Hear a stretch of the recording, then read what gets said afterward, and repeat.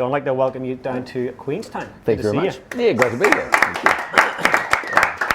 This is the Leaders Mastermind 2021, and we've got leaders from all different backgrounds all around New Zealand. Yeah. And today's all about listening to you around what you did as one of the country's greatest leaders. Yeah.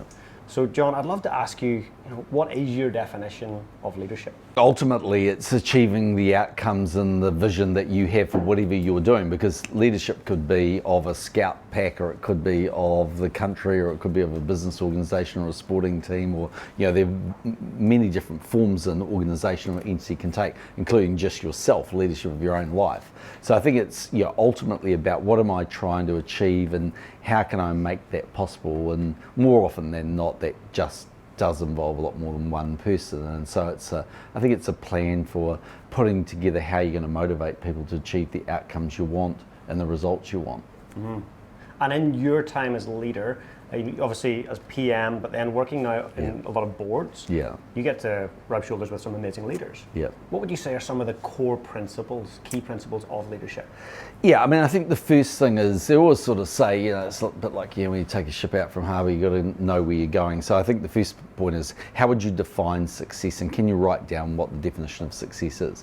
Because in a lot of companies, when you go in there and you say, okay, tell me what success is, right? They can't actually write down, or if you ask 20 people in the organisation, they have a very different definition of that. And if they don't know where they're going, they don't know what that really looks like, how will they even know if they've actually got there, and how will you know what the sort of strategy is? And our son, he's 26, and so he's got degrees in property and finance, and he worked at Jardins for a couple of years in the equity desk, and then went and did the big 1 year OE, fortunately just before COVID actually. And then he was going to actually go to Los Angeles. He had a job in finance in Los Angeles, and I said to him, what do you want to do? And he said, actually, I really want to be a property developer. I want to live in Auckland. I think I want to live there for my life, 50 years type of thing. And I think conceptually I can do really well in that.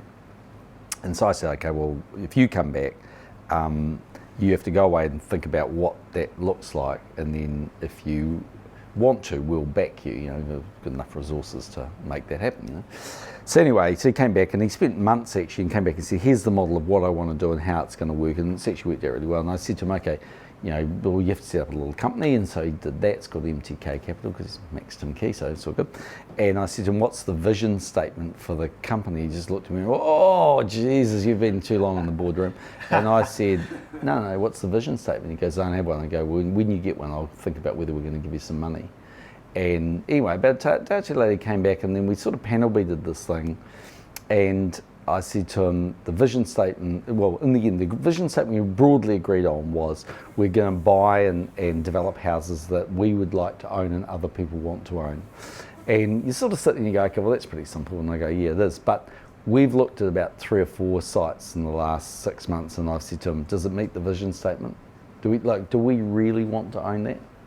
Do we really? And he goes, yeah, but we can make money on it. I said, mate, yeah, we can make money on it today, but by the way, everything we do is time delayed. So like in, a year and a half, it's going to come out of the ground and be finished or whatever. And so are you really sure?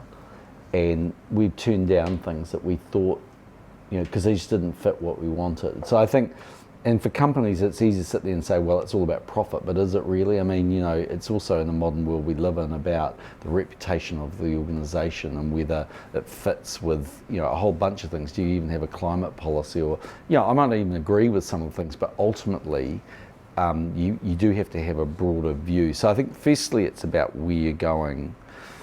I think the second thing with leadership is really clarity, really, of not only where you're going, but I think some sort of consistency about the messaging you have. I think it doesn't matter if you work for people that are massively volatile, if they're always volatile, because at least you go, oh yeah, he's just in a shitty mood today. But if you're the sort of person, like I'm really quite calm, it takes awful, you just never want to be around me if I'm not in the right mood, because it happens so infrequently, it just won't really happen. Generally, I just let stuff wash off me. But if you can't be like that and then have every third Thursday where you're having a meltdown, because it's very hard for people to work around that, which sort of leads you to the next bit, which is ultimately it is the team, and I think I was really lucky when I was Prime Minister. and yeah, sure, you make your own luck, but the luck was also created because we had Bill and Stephen and Paula and just a million other people. Wayne Ingles, my chief of staff, who most people wouldn't know, and that's what comes through when you read Obama's book. It's sure, he's the greatest orator probably the world's produced in a very long time, and he had a vision for what he wanted a modern America to look like, but actually underneath it all had this cadre of people that were the inner sanctum of his team, and like I had when I was there for really 10 years to leave the party, they never left, and so I think that's a lot of what it has. And I think just the last thing is you constantly have to be evolving and creating yourself. It doesn't mean that you always have to throw everything out, it always has to change, but we live in a world that is constantly changing. Like, so I'm chairman of ANZ, and do you really think banking services is going to look like it looks today? It's not. I mean, the reason we close branches is no one goes there. Not because we're trying to be annoying, it's because, it's not just people in this audience, but it's everybody gets up in the morning and says, I don't want to go down a bloody branch and work out what my bank balance is, or actually see my bank manager if I want to buy a house, or anything else. Actually, everything they want to do is digital. So, just to give you an example, at ANZ, people go onto their ANZ Go Money, their digital app, twice a day on average, sometimes 3 times. They go onto their internet, their laptop, twice a week. They go into a branch once a year. Wow. And that's usually to get foreign exchange or cash a cheque. And now we're getting rid of cheques and we're not really doing much of foreign exchange, so you're never going to come in and see us. Wow. So it's that kind of thing, I think. Yeah, I love that. And in terms of visionary, so I think all great leaders are great visionaries. And when we look back to when you were a child, you had a vision of around 8 or 9 years old, maybe younger, to make $1 million a month, and I'm going to be Prime Minister. Where did that vision come about? What inspired you? Well, I think firstly, Mum was a really interesting woman, actually. So I kind of have in some respects, a very unusual background. So Mum was an Austrian Jewish refugee. So she was born in Austria in 1922. Jewish family. Her father died when she was about 15, and when Mum was 16, the Nazis were invading Austria. And the way the world worked then was that the way it works today is if you want to come to Ireland, like come to New Zealand, okay, and you're Irish or good, and say you had a brother and they were the only 2 kids, right? And your brother was here in New Zealand, and then you wanted to bring your parents out, for instance, that would be allowed under New Zealand rules. And the reason is that's family reunification, and the nucleus of the family would be deemed to be in New Zealand because both of the siblings are in New Zealand, right? So that's not how it worked in 1938 in the UK, which was, it was about whether you were married. If you were married, you could sponsor someone in. And so Mum had an aunt called Lottie, and Lottie literally paid a British soldier to marry her so that she could sponsor Mum and her brother, and the rest of the family wouldn't come. And all of Mum's wider family, with the exception of her mother, went to the concentration camps. So they were the only 2 to get out. And then, Mum met Dad and they came out to New Zealand, and it was a very long story, but when I was about 5 or 6, Dad just had this massive heart attack and dropped down dead, so I don't know him at all. So I was really raised by Mum, I have no memory at all of Dad. And I think it was really through Mum who sort of, she was a combination of lots of different things, but very determined woman. So she would just say, look, your life is going to change in all sorts of ways that you don't know. I never thought I'd go to England. I couldn't speak a word of English. I always thought I'd be well off. The family was well off when they were in Austria, couldn't get the money out, obviously. And, I never thought I'd be raising 3 kids without a husband, but, guess what, that happened. All these different things. And so she just sort of said, look, you got to focus on the things that they can never take away from you, which is sort of education really is one of those most things. But she said also in the end, you get out of life what you put into it. And if you really put enough into it, you'll make your own luck. Not everything will work out. You won't succeed at everything, but you'll never succeed if you don't give it a go, and you'll never succeed if you don't give it 100%. And so I kind of thought, well, in the end, I don't want money just for the sake of money, but money's all about what it can bring for you. Mum always used to say to me, money, won't bring happiness, and I always used to go, sure as hell helps. And it does. The reality 100%. Is that if you've got financial independence, you don't feel constrained and you don't feel frightened in the way that so many people do when they can't pay the bills. So that was important. But I mean, obviously, I was just always politically interested, and I think what motivates you when you're 9 versus when you're 40, which was when I ran, is different. But I just always thought in my kind of adult years, New Zealand was an incredible country that underperformed, and I think I just sort of thought I could make a difference. And I think you have to have, truthfully, every politician has an A-type personality and has an ego, and if they don't, they probably shouldn't be there, because you really need that to bounce and deflect all the negative stuff that comes at you, really. Absolutely. And so you went away to North America for quite a bit? Yeah. Well, I went to, what happened was initially when I came out, actually I was an accountant, so I did accounting and economics, and then I started in the financial markets when they deregulated in 1987 basically, and sort of spent 8 years in New Zealand running Bankers Trust really in the end, and then I just decided, look, I'd really outgrown New Zealand, so I went to London, went to Singapore actually to run Asian foreign exchange for Merrill Lynch, who were sort of huge but useless in foreign exchange, but absolutely huge. And I got out there for about 3 months, and I had an Australian boss. The guy was crazy actually. He was a really, really nice guy, but he's mad. And he comes down, turns out he had sacked the guy who ran global foreign exchange. So this guy ran a number of businesses, and he came down, he had dinner with me, and he said, I've got rid of so-and-so, I don't think he's up to the job. And I said, I'm not surprised. And he goes, why? And I go, because this operation sucks. It's so bad, I'm thinking about going back to Auckland. Honestly, people got clueless. And he goes, if you're so clever, I'll send you to London to run global foreign exchange. And I went, okay. He goes, if you don't make it in 12 months, I'll sack you. I said, don't worry, sunshine, if I don't make it in 11 months, I'll quit. We'll just get out in front, you know. And we went there, and that business was making about $200 million a year, which for Merrill was not a lot of money. You know, it sounds like a lot, but it wasn't a lot, 200 million US. And in the first year I ran it, we made $1 billion, and we never made under $1 billion after that. Brilliant. So, but we completely changed the business. So we went in there and said, okay, we're doing this, and we should be doing this, and we've got to evolve to this and this. And so, and we built an amazing group of people that came and worked for us who wanted to have Merrill Lynch on their CV, like Goldman Sachs or Morgan Stanley, you know, blue blood investment bank. And you were relatively young when you went and did that, so how did you know to pivot? How did you know, like, hey, I want to take it this way, I'm seeing what's going on there, it's not really working for us. Go from 200 million to billions substantial in a very short time. So how did you know what to do? Or was it hit and miss, trial and error? No, well, it wasn't really hit. It was a bit technical with getting into the boring details, but the fundamentals of the investment banks in those days were they were price takers. So they would, if they had a big client, because we ultimately had massive hedge fund clients who we supported, if they came in like George Soros or Tiger or whatever and came and said, I want to buy $500 million against the yen, we would ring up Citibank and say, give us a price.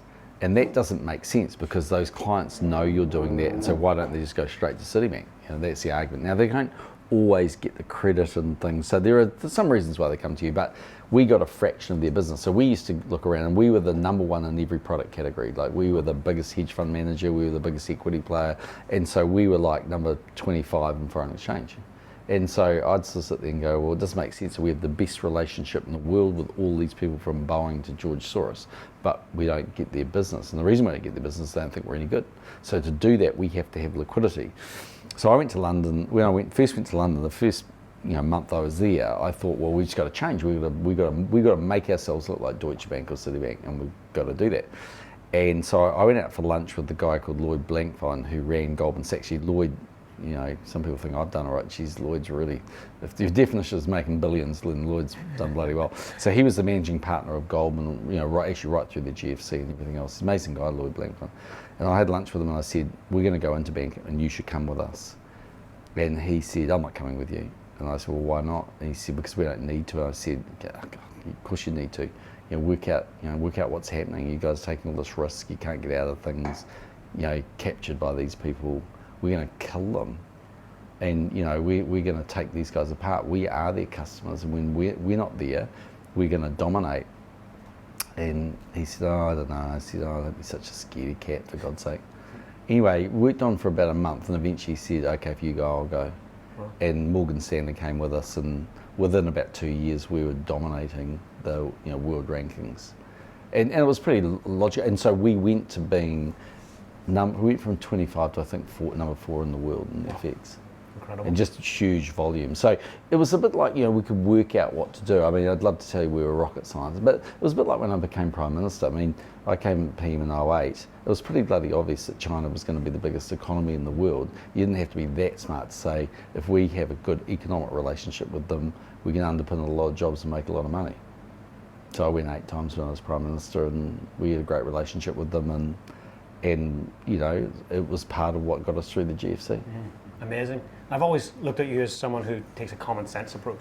Yeah. There's no BS, there's no funny games. So you always take a common sense approach. Whether you're being interviewed by someone who's asking awkward questions, you can write back at them. Yeah. So relationships and building relationships and rapport have obviously been a key part of your success. Yeah. So do you have any tips for anybody out there, anybody in the audience here, on how to build genuine, authentic relationships?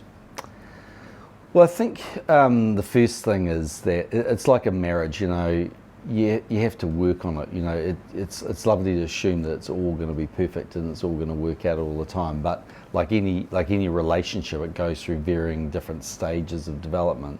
I think that's true when you work with people. So people ultimately have to feel like part of the team and they have to feel valued. And I think often companies forget to do the little things. Actually, builders do it pretty well. They have a roof shout and they buy lots of beers on a Friday afternoon and they have a barbecue and they do quite a good job actually. I think not all of them, but obviously some of them do.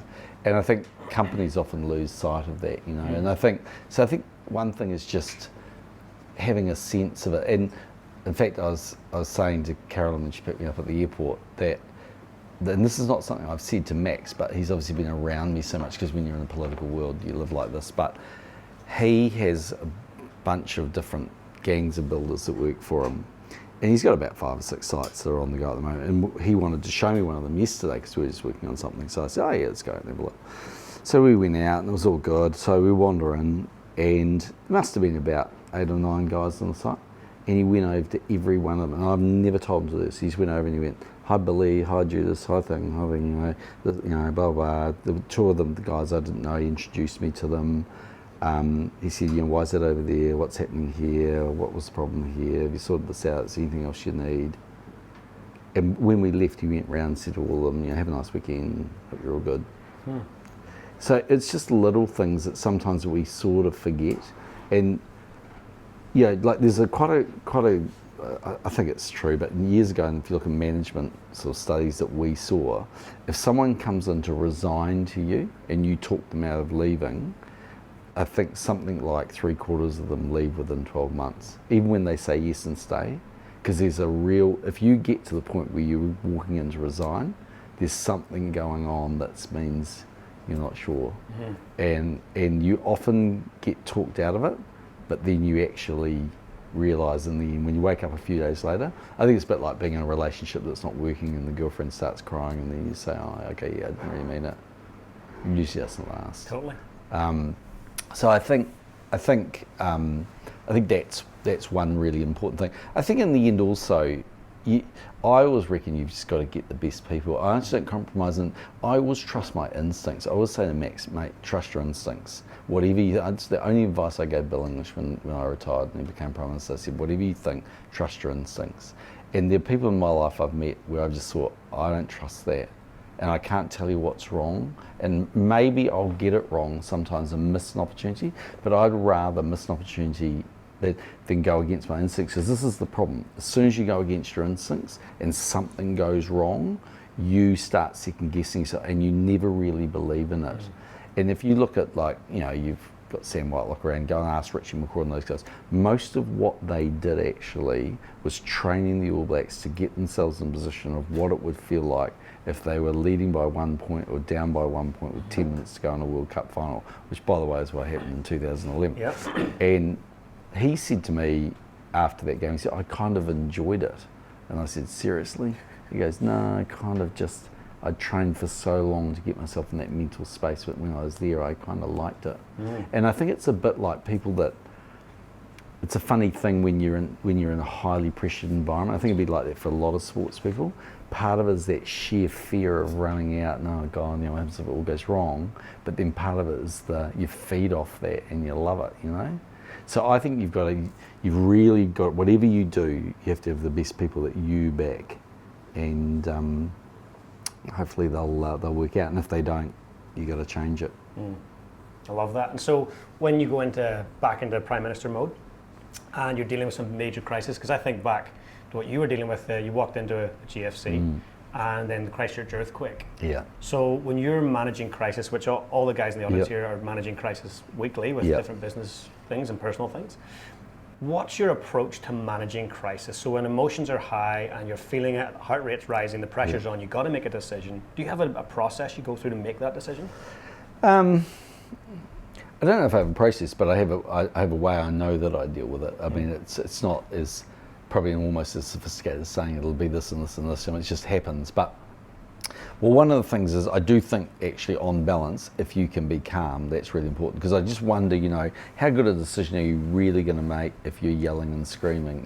There are a few sports stars, the sort of John McEnroes of the world, where it's been part of the persona and it's kind of worked. But as a general rule, I would say, you kind of need to be calm to make the right decisions. I think the second thing you have to realise is, okay, worry about the things you can control. So I never worry about stuff I can't control. I just go, well, I can't control that. So I mean, anything might happen, but that's not my issue. I'll just worry about the things that are within, And then I think the next thing is, what are the things that really matter? So like I tell you, in political sense, it's not as much in a crisis, but in a political sense, this is what matters. The economy, law and order, health and education, they're the only things people vote on. I don't care how much you tell me it's, yep, there was some single issue voters that worry about gay rights or climate change or something. Very few of them. Largely, they worry about, do I have a job? Is grandma going to be okay when she goes to hospital? Will I be safe if I walk down the street at night? Will my kids get a decent education? They are the things people worry about.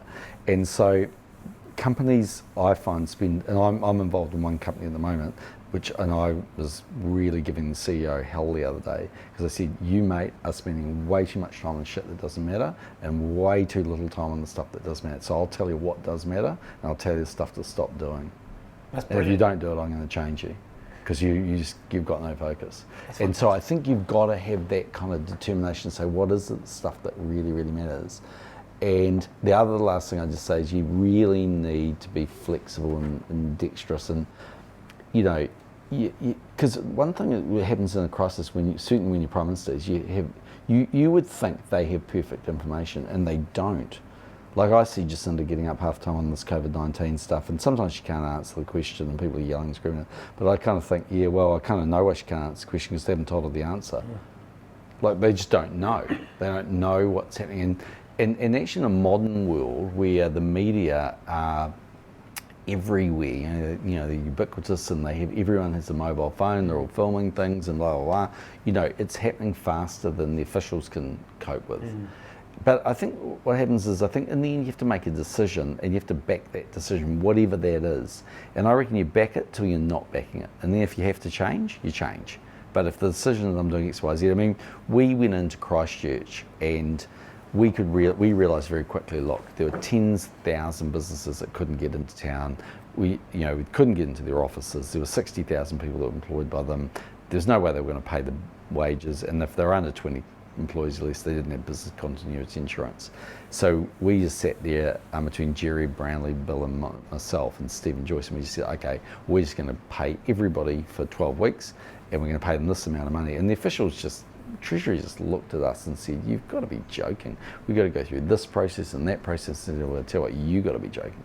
This is the way we're doing it. And if we hadn't done that, those businesses would have died. And look, for my entire time I was Prime Minister post the earthquake, I pretty much went to Christchurch every week. And every week when I walked down the street, someone would come up to me and say, they still do it now when I go to Christchurch, they go, you saved my business. And that was the basis of what Jacinda used for COVID-19 response. It's amazing. And there's nothing miraculous in the way about what we did, but we just knew that we needed to do, and it was the speed at which we did it. But if it wasn't working, we would have changed it. But I think you have to really, you just have to, like I say, trust your instincts, back the decision, what's really important, what isn't important. And I remember at one point there was all these rows about, some stupid stuff about whether enough toilets between different portable toilets in different places. And I just remember saying to Bill, geez, do you reckon that's the big stuff, or do you reckon that's that, 187 people have died, and by the way, we've got all these other things going on, and we know people are actually going to be able to get back into their offices. And so you will just take a bit of cop a bit of stuff from John Campbell, and he'll get over it. Yeah, move on. I love it. Yeah.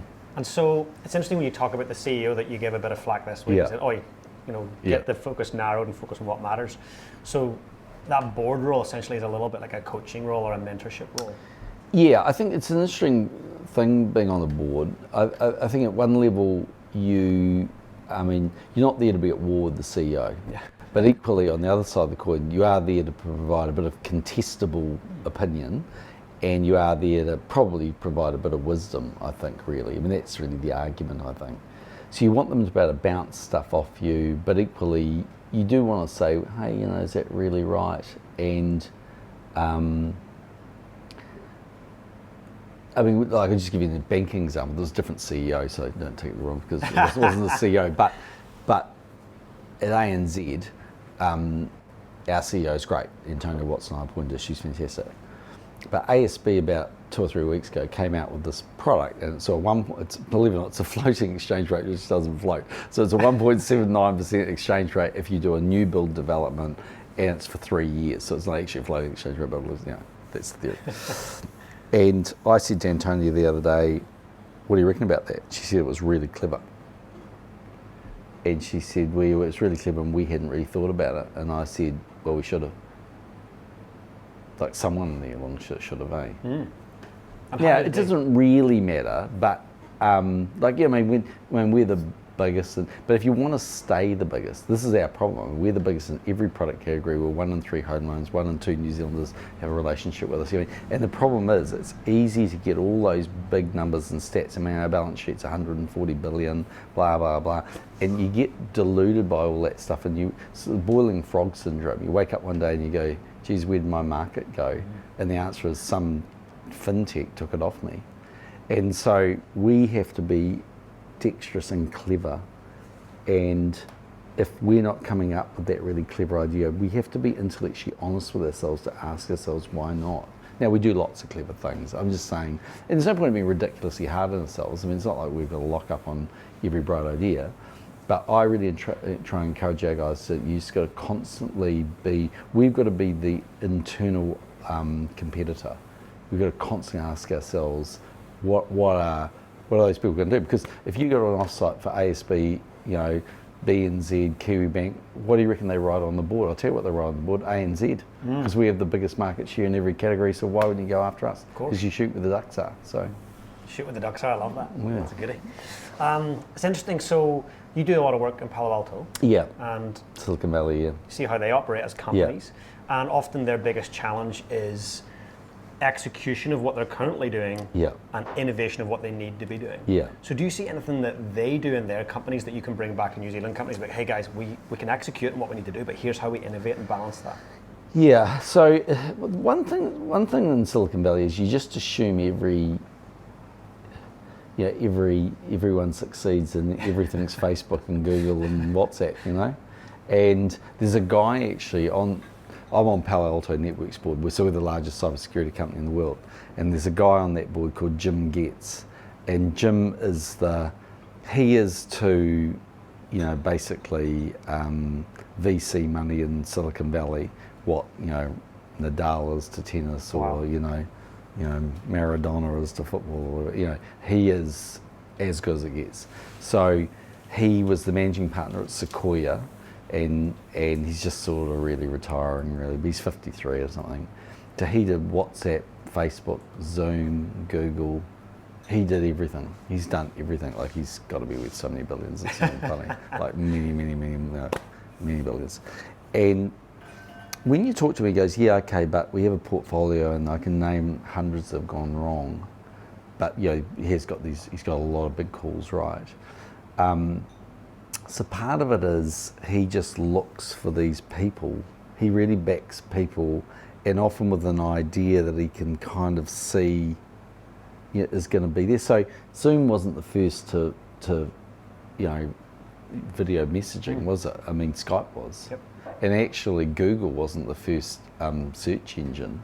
So everybody thinks to have the greatest product, they've got to reinvent the mousetrap or create a kind of new mousetrap, but actually they just need to do something better than what's currently being there. In fact, actually, because there's real demand in this space, so it's very hard to think up something. Like in Silicon Valley, you will get someone who's brilliant who'll come along and say, I'm going to invent a thing they call a container, which is essentially, in the cloud, and it's a virtual storage facility. So yeah, you get some brilliant people who will think up that concept, but a lot of it is just, it's just them coming up and saying, here's what I do. My question is, how am I going to do it better than the other guys? And in fact, there's a guy I do some work for who, believes it or not, he makes green concrete. Okay, so he's worked out how to make concrete at half the energy output of anything else in the world. So he's a really amazing guy, and he's this brilliant Canadian. He's young, really young guy. And to understand him is to, this is Ryan, like his PhD's out the bloody wazoo. And he said he went away one weekend and looked at Zoom and Skype and about 10 of these video messaging things, and said, yeah, I worked out that they were obviously the best technology with the best this and this and this. And he said, my only problem was I just didn't buy the stock. So, fantastic. So yeah, I think that's a bit of what they do. It's just a different model there, because one thing is like at Palo Alto, we make, I don't know, about 7 or 8 billion US a year. Wow.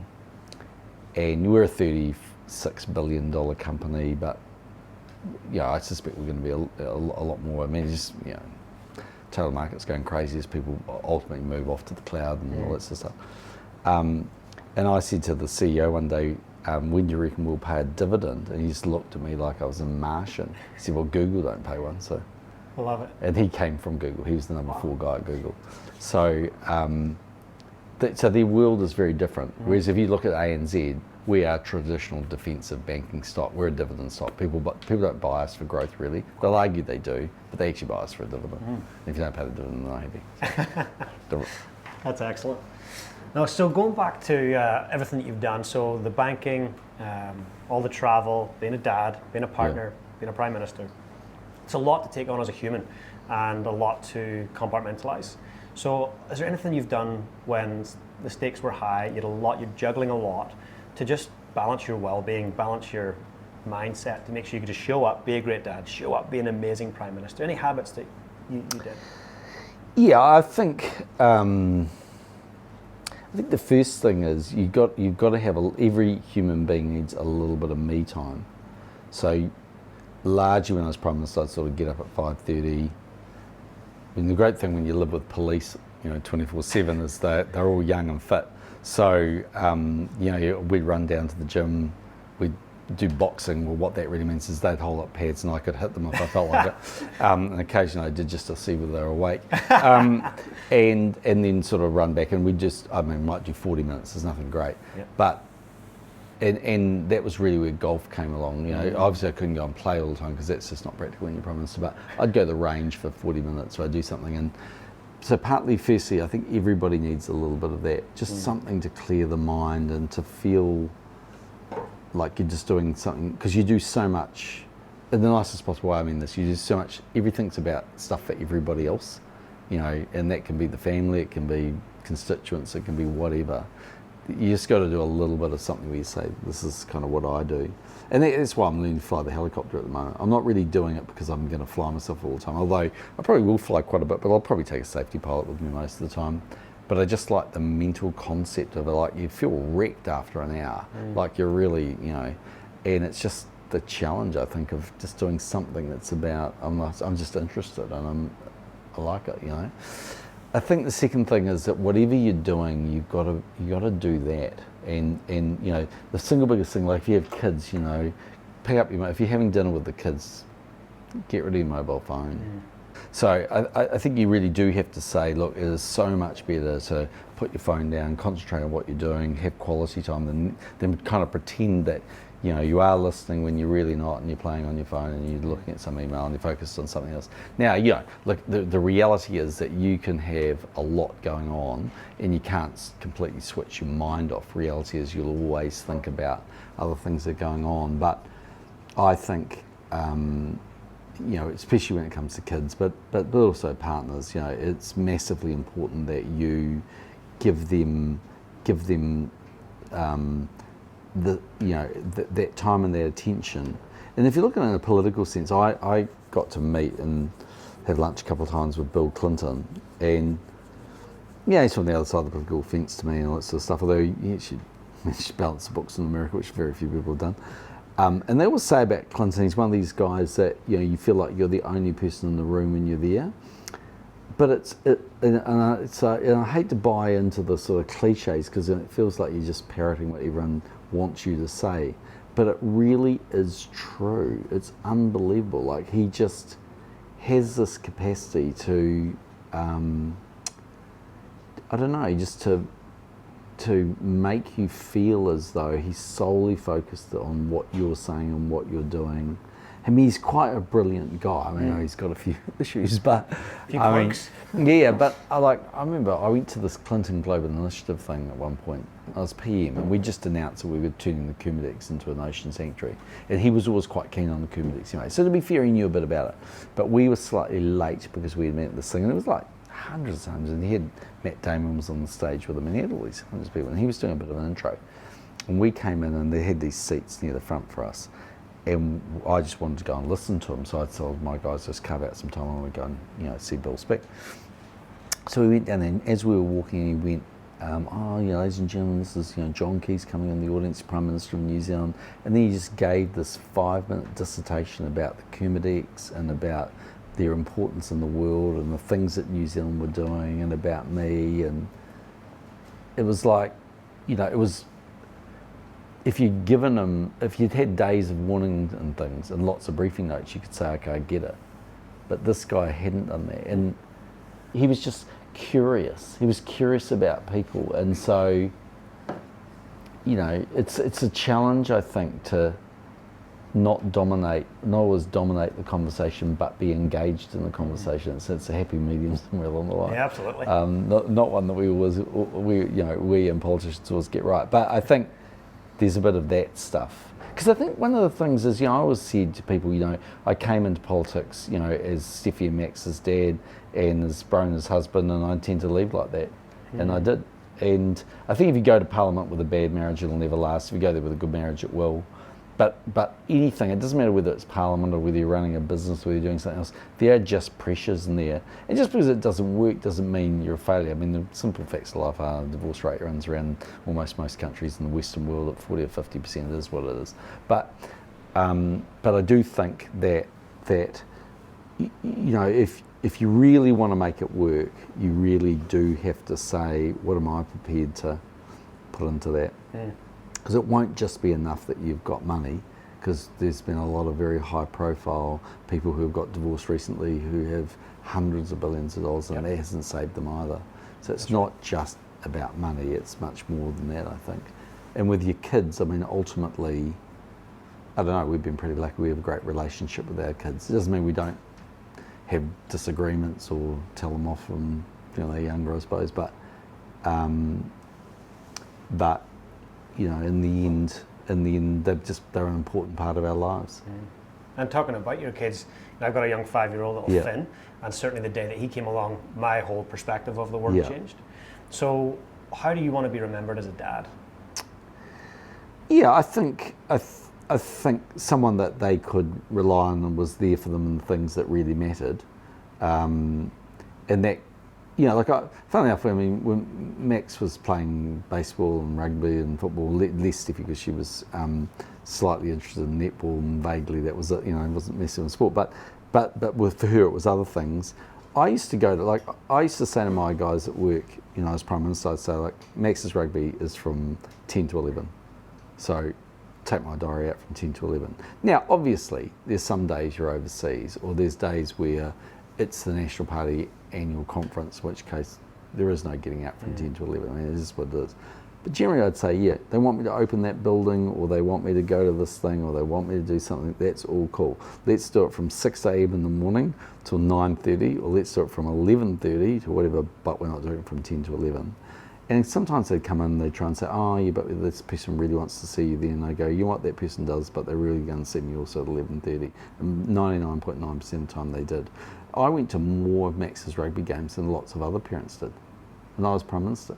Brilliant. You created boundaries, chat to clients about that, saying no, the power of saying no to things, and creating boundaries for the people you love. Yeah, well, you've got to, because if you want to. So I think, you would hope that they would come back and say, and I said to Max, when we were, he must have been about 14 or 15, but it was in the 2014 election, sorry, maybe it was a little bit older, maybe it was about 17.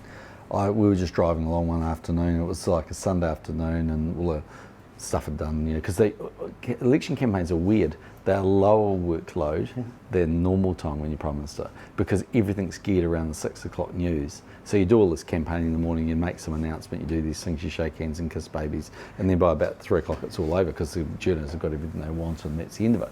And so we went off to the driving range, we were just going to hit some balls, and I said, do you reckon on balance it's been a good thing I've been Prime Minister or a bad thing? And he said, by 100% a good thing. Brilliant.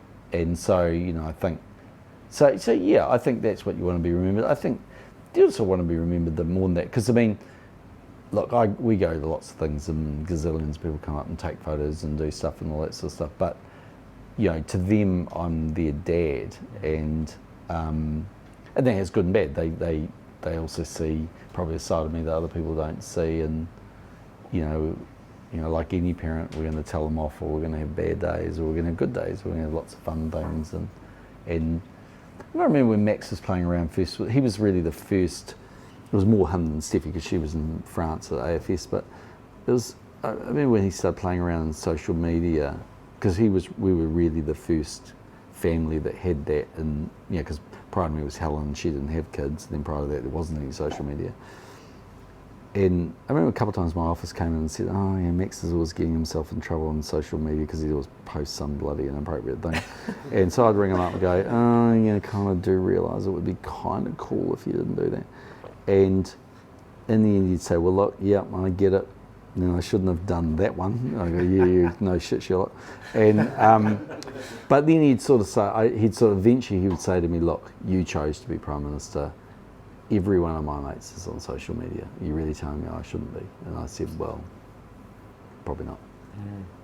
So it's just like, you have to sort of, I don't know, you roll with the punches. And I actually think, the New Zealand public are amazingly forgiving, and it's the media that are much more, wound up and PC, and the average punters are just like, they have kids and they have families and they have normal things, and their life isn't any more perfect than your life is. That's right. So they live in their real world, and they like all that sort of stuff. They like it when you muck around and you have fun, and it's just be normal. Certain elements of the media that don't like it. So no, I get it 100%. It makes sense. And I was just thinking, when you were Prime Minister, like, what's the greatest sacrifice? Because it would have been one thing, like, I had to sacrifice that to be the PM. What would that greatest sacrifice have been?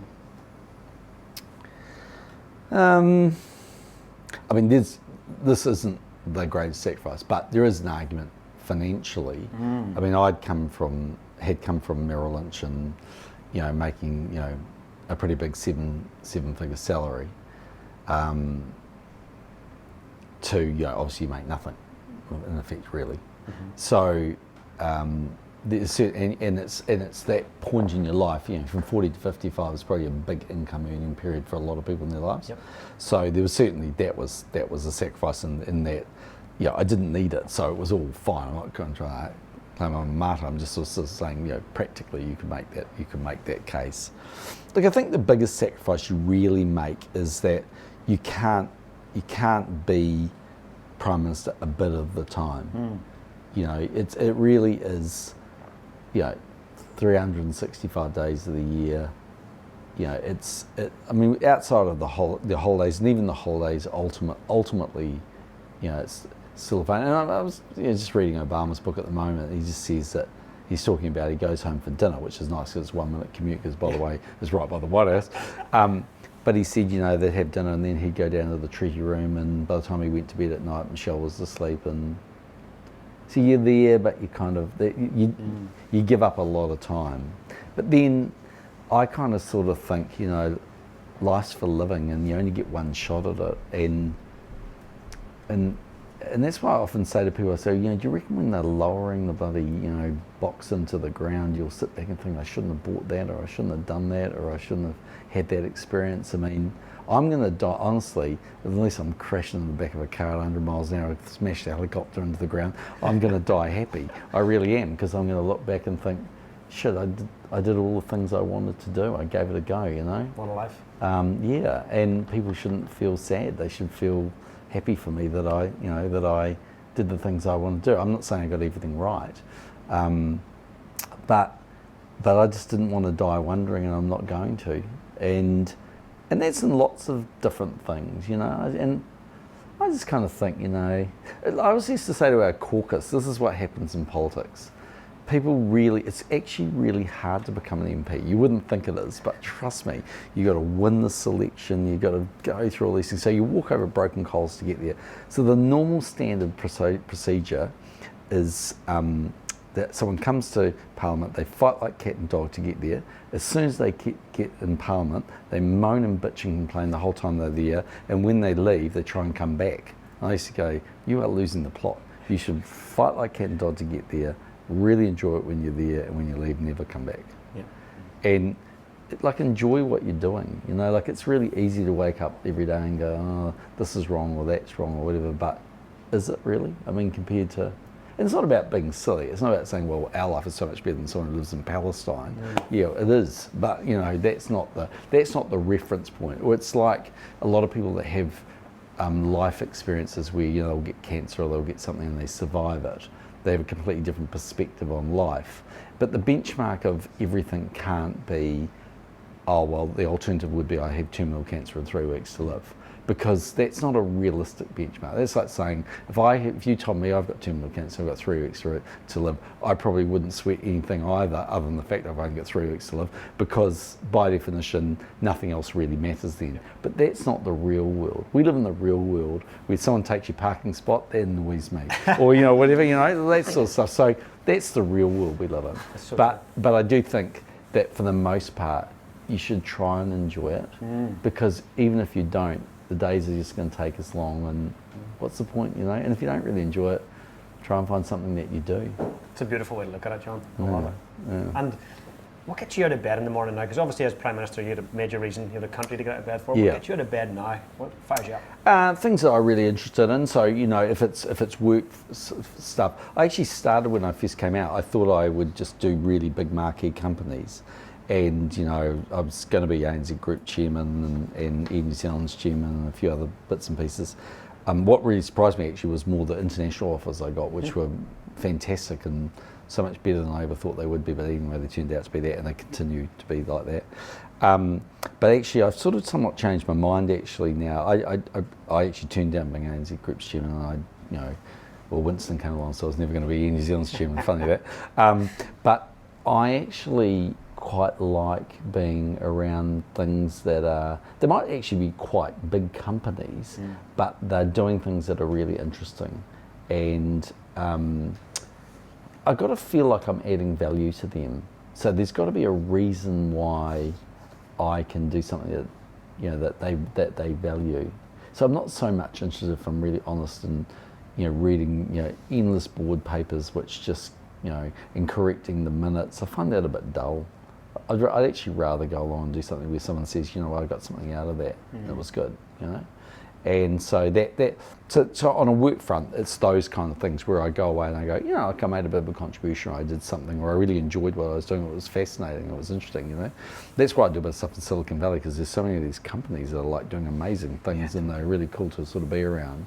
And then, you know, part of it is just a different phase in our lives, I think, where, you know, Brian and I are doing lots, you know, in the absence of COVID-19, we'd do lots of travelling, and we'd catch up on, you know, friends and things where we haven't necessarily had time, and that's really why we built the place in Hawaii. We've always had a house there, but we've just got a new one. Because I still said to her, like, you know, going back to my earlier point, you really think when, you know, we're getting lowered into the ground, we'll be thinking, Jesus, we really shouldn't have spent all that money building this new house, when, you know, it'll still be worth something flying anyway. The kitchen in from Italy. Flying the kitchen in from, well, Spain actually, so even worse, from Madrid. But yeah, so I just sort of think, yeah, those kinds of things, having fun really. I mean, that's a lot of it. And you know, I still care a lot about the National Party, so I still spend a lot of time trying to sort out one or two issues they've got at the moment. It's never ending. No, it's never ending. No, never ending. And the kids, obviously. Yeah. And, you know, like, they're both doing different things, and so helping them really, and, you know, where I can, and sort of just trying to, yeah, give them, you know, like any parent does, I think, give them enough rope to do the things that, you know, matter, but also you're there to sort of support them when they need it. It's beautiful. And it's interesting when you talk about being dad, because you're the paternal member of the family, you did a lot of leadership within the family. In politics, you were leading the country. So when I've chatted with other leaders, they've talked about sometimes that it's lonely at the top. And they talk about the fact that they can't sometimes share everything with everybody. There's a lot of confidentiality. So through your career, when there were possibly those lonely at the top moments, you're like, damn, I can't really tell anybody this. Yeah. Did you have a mentor, a coach, somebody that you looked up to who you could actually let it all out? Some things you can't because it's, just either classified or it's an issue. But I think my chief of staff was a guy called Wayne Eagleson. I always used to call him the unelected Prime Minister of New Zealand. But he's a fantastic guy. He's got a master's in law. He's a really brilliant guy, and he'd been around for a long time, and he really is the voice of sort of reason. So if he really thought I got something wrong, he would just come and say, you got it wrong, you got to say sorry. Or you got it wrong and you got to change tact, or it's not working, we've got to do something different. Or equally, more often not, and almost on everything we agreed. There was only actually about 2 or 3 times where I thought he was wrong, and I just said, I just don't agree, and I'm going to do what I'm doing. I actually, on all 3 of those occasions, I was right. He wanted to do something which I thought, no, I don't know, I'm not sure about that. But mostly, he would probably, I suppose, be the person. So the sort of things that you get in that category are like when a Prime Minister sends troops to a war or a war zone, like the SAS to Afghanistan, or we sent our people to the reconstruction unit in Iraq and those kinds of things, you by definition know that you're going to lose people. So in Afghanistan we lost 13 people, and some of them were SAS, some of them weren't. And I remember when I sent them back, we had a little farewell for them, and obviously it's in a secret location, and their real immediate loved ones come along. And these SAS guys, they're all guys at the moment, there's no particular reason why they have to, but they are currently all males, and they're phenomenal. They're like the Ferrari, and they want to get out of the garage, trust me. These guys want to be there, and they're the best in the world, and everyone loves them. The Navy SEALs, all these countries want them, and they are the elite in the world, and they want to be out there doing things. They just don't want to be practicing in Papakura all the time. They want to get out there and do things. Anyway, we wanted to send them, and we thought it was the right thing to do, and I still philosophically believe it's the right thing to do, because I think what happens with a country like New Zealand is we don't have enough defence forces to protect ourselves. If someone wanted to come and invade New Zealand tomorrow or do something really bad to us, they could, right? Our Navy is about 3 boats, and I've got friends who own more boats than the New Zealand Navy. Like you just go on and on. The Air Force was a batch of clacked out planes, and we don't have much, right? So the reality is we syndicate that. So what we do is we go and support all of our friends, the Americans, the Australians, the Brits, whatever, and in the end, in return, we sort of syndicated that risk. And so you can't just never turn up when other people need help. And so that's why we would go and train lots of forces with the Americans and things, or we'd go to Afghanistan or whatever. And I went to this farewell for the SAS when we sent them there, and this woman came up to me, and her son was going. He was a really young guy. He was about 22 or 23. She's quite young to be in the SAS. And she wasn't really that old. She hadn't been in her 40s, I reckon. And she just came up to me, and she put her finger on my chest, and she went, I bloody well hope you know what you're doing, because if my son dies, it's on you, boy. And I said, well, I do think I know what I'm doing, and I certainly hope he doesn't. But it's quite low, and when they did die. He didn't, but other people did. I used to go and see their families, and it's very lonely, in that it's not lonely, it's just you feel that responsibility. But the problem is, yeah, you can avoid all of that, but how do you avoid it when you also need all of these people in other countries? It'd be like saying, I'm always going to go to the neighbours on Saturday night for dinner, but I'm never bringing any wine, I'm never bringing any food for the barbecue. At some point they stop inviting you. So you sometimes just have to make tough decisions, and by definition, lawfully in New Zealand, to deploy our military forces, you actually have to get a parliamentary resolution, essentially. You have to get, the cabinet has to agree it, and then you have to get the legal authority to do it. So everyone says by definition the cabinet does it, and they're bound by collective responsibility, but it's not true. The Prime Minister of no government walks in there and says, I'm thinking of sending the SAS to Afghanistan, and the others go, no. Well, we had people in our cabinet who said, I don't agree, and I went, well, that's lovely, they're going. So only the PM can make that decision, and it's like in lots of different things you do. So when people say it's lonely, I think it's just more that you have to have I think you have to have an enormous amount of self-confidence, but there's a difference between confidence and arrogance. The latter really gets you in trouble, and that's really why over time I always took the view I should retire at some point if I had the opportunity, and I did it. Not because I felt burnt out, not because I couldn't have stayed. And actually, in January of the year I retired in 2016, I said to Brian, I'm going to retire at the end of the year, and she said, yeah, I don't believe you. And I said, no, I am. She said, well, I'll tell you one thing, and I think if you're just worried about, that you've been, it's pretty time consuming, she said, I would way rather you just do another term and then try and go back. Mm. I said, well, don't worry, that's not an issue. And I just said, well, better to go when they want you to stay than stay when they want you to go. And I think, when you've been to the field days 10 times and you've been to APEC 8 times, and are you really going to be as energised as that? And I thought they could reinvent themselves. And actually, to be blunt, they won the 2017 election. They polled 45%. It's just that Winston hated us and ganged up with Jacinda, and the rest is kind of history, as they say. But in reality, the plan actually worked. Yeah. Just was a small fly in the ointment. So, such is history. Murphy's Law. Yeah. Well, John, just to wrap up, I want to say a massive thank you for taking the time to share that. It's been amazing. Great. I've got one last question for you. So what does living life on purpose mean to you?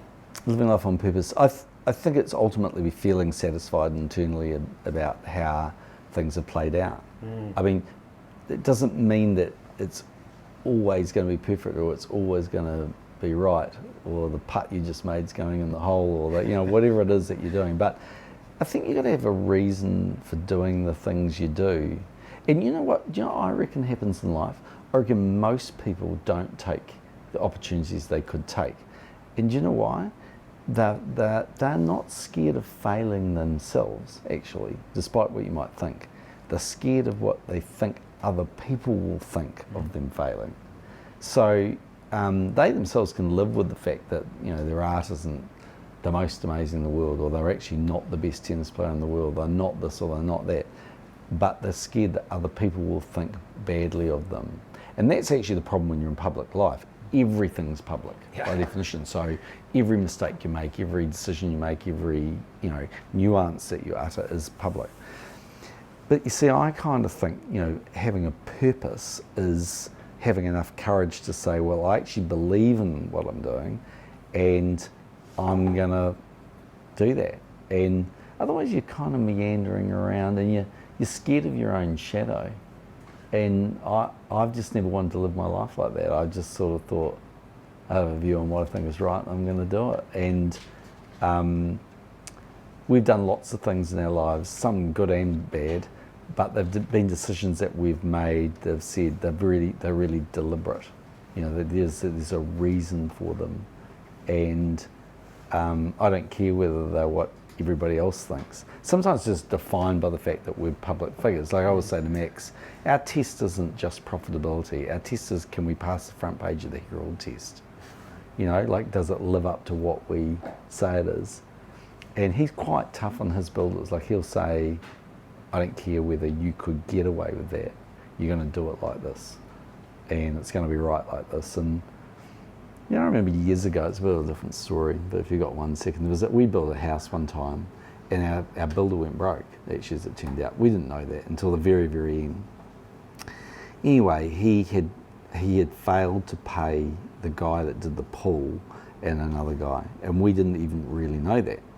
And one day there was this knock on the door, and the two guys were there, and they said, we knew, obviously knew they were, and they said, well, here's basically the issue, we haven't been paid, or at least a decent amount of it.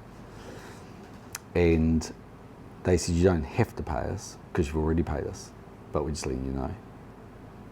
So I said to Bruno, what do you reckon we should do? He said, what do you think we should do? And I said, pay them again. Like in the end, it didn't really matter to us. Like it just wasn't that much money. It was a lot of money, but it was money we could afford it. And I don't know whether it really all worked out. Well, I think it did work out for them, hopefully. But so that's why I sort of think you've got to have, what is it you want to do, the way you want to be remembered, the stuff you it's not always about being a good person. We're not always good, and we're not always altruistic, and we don't claim to be things that we're not. I'm just saying it's about having that thing that is the test for you that you've done your best. And sometimes things don't work out, you know, and sometimes you can do everything you want and a child goes off the rails, or I don't know, a marriage doesn't work out or whatever. There's a million things. I mean, my sister's had more husbands than I've had hot dinners, the other ones have one, but and it just is what it is, I mean, everything's different, circumstances are different, but yeah, if you said, have I lived my life with purpose? Well, I've had a view on what I thought was right and wrong and the things that I wanted to achieve, and I've done my best to do it. And that's all you really can do. Brilliant. Thank you for sharing that. Really appreciate it. Thank you. No problems. Thanks, you. John. Cheers, guys.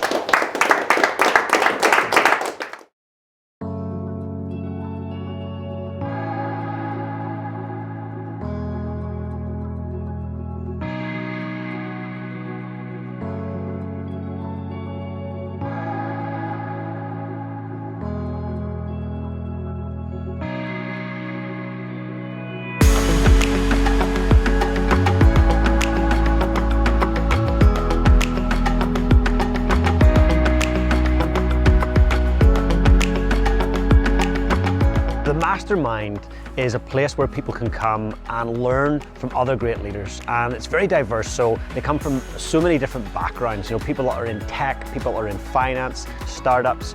I hope that people take away from this mastermind insights about themselves, about their relationships, and about where they're headed with their businesses. The two major things that made the most difference to me from the mastermind would be the connections, the new friendships, the new conversations, the exposure to multiple industries, not just property, which is what I'm in.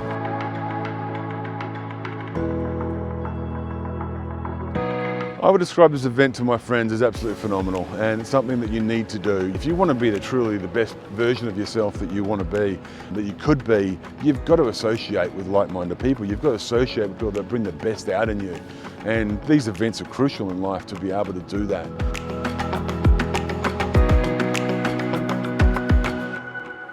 They're a fantastic group of people, and you always learn a lot from meeting other people and their experiences and their questions. This has been an epic mastermind event, and now it's on to the next mastermind and preparing for the next group of amazing leaders.